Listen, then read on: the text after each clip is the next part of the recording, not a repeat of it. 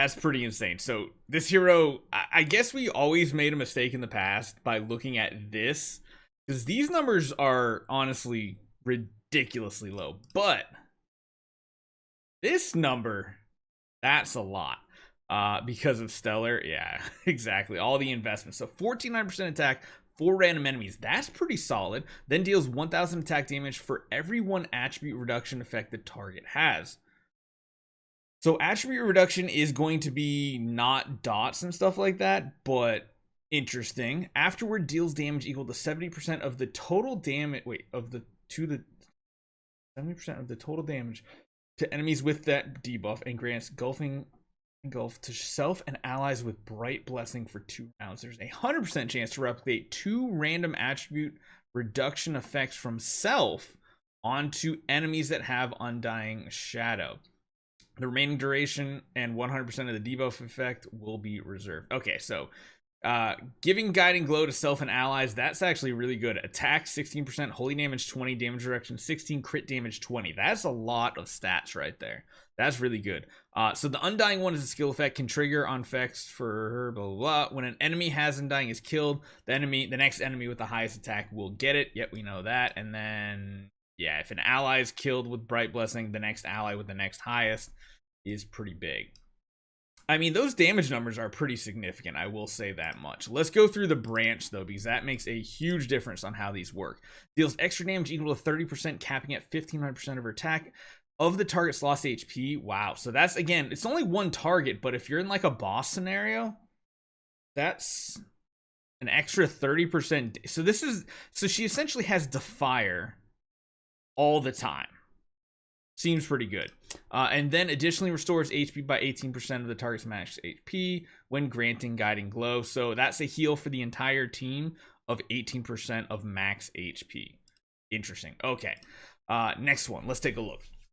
Changes the basic attack to dealing 1200% attack damage to front line. I don't like that front line, but okay. Deals extra 1000 for every 1 attribute. Same thing. And allies with Bright Blessing gives them a shield equal to 50% of the damage dealt. Ooh, I like ones that are done based on the damage dealt. However, if you run the hero pure support, it's not as great. Don't worry, we'll check all that out. Morality, we'll check it out a little bit later, see who the tenants are.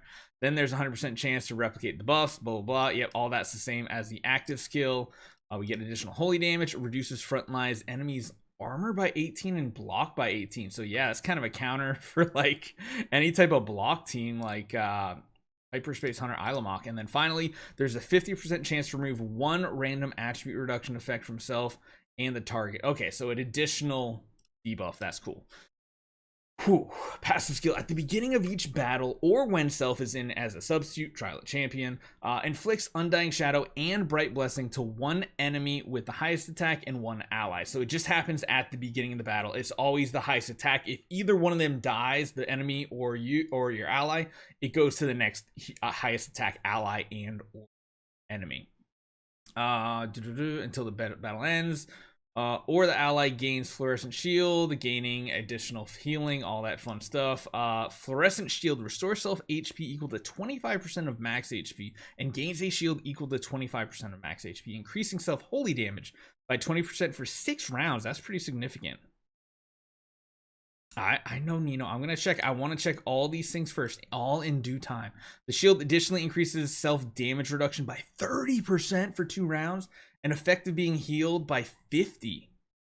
Wow. Okay. That's a lot of damage reduction. Grants shield to self and ally with bright when self becomes lower than 30% the first time. So essentially this is like a Vesa heal shield, but for you and the highest attack ally. That's pretty solid. Okay. And then lastly, when self or an ally with Bright Blessing is under attack by basic or active damage from an active skill, 100 or deals 1000 attack damage to the attacker and reduces the attacker's crit rate by 28%. Wow. When self or an ally with Bright Blessing launches base attacks or releases active skills on the target with Undying Shadow, go away. There is a 100% chance to replicate 2 random attribute reduction effects on enemies to frontline enemies. I like that too. Let's see if there's anything else special or spicy in here. When self or a target with Bright Blessing is under a basic or active or takes damage from active, additionally reduces attacker's attack as well. Wow. That can stack up. So like in Star Expedition, that's actually maybe like could this buffing be better than Olivia? Like between all the abilities. And then lastly, all enemies will receive the replicated attribute reduction effect from the target with Undying Shadow. Yeah, that's okay. And then lastly, when the battle starts and when a round ends, there's a 100% chance to inflict one random effect from the following on all enemies. Meanwhile, one enemy with the highest speed will be inflicted with one extra effect. Control immunity, speed by 20, energy by 20. Not that significant. It's not as big numbers as I would have hoped for. So, first initial guess. Oh, T-Rains with the gifted sub too. Thank you so much, man. You're awesome. Gifting the membership to Boo Boo Zoo. I love the name. All right, so there it is right there. Boo Boo Zoo is the new one. Thank you so much, man. You got your membership. Okay, so what everybody really just is begging to hear. Okay, let's see. So her tenants we already saw and it looks accurate. Now you guys wanted to see who she's a tenant for. She's a tenant for, yeah, Freya and Vulcan. That's what we were talking about the other day. Wait. Oh yeah, there she is. So she's an option instead of Asmodel. But actually I can swap one of my Asmodel then. One of my Asmodel tenants can now become her. That's not too bad. It gives you more flexibility if you don't want an Asmodel. Yeah, I mean that's pretty good. And then Mystic Fairy Freya. Yeah, not like you're actually gonna ever do that, but I don't know. What do you guys think? First impressions, because of course this is on tap, so we cannot actually use the hero yet. But she sounds promising. I don't know if she's going to be able to compete with all the warriors for damage, though. She seems like an interesting combination of damage and support, right? Because she's a healer, she's a debuffer, she's a buffer, she's like, she does everything. The big thing is clearing off debuffs from your team, which is pretty interesting. Definitely more of a PvP hero, I think.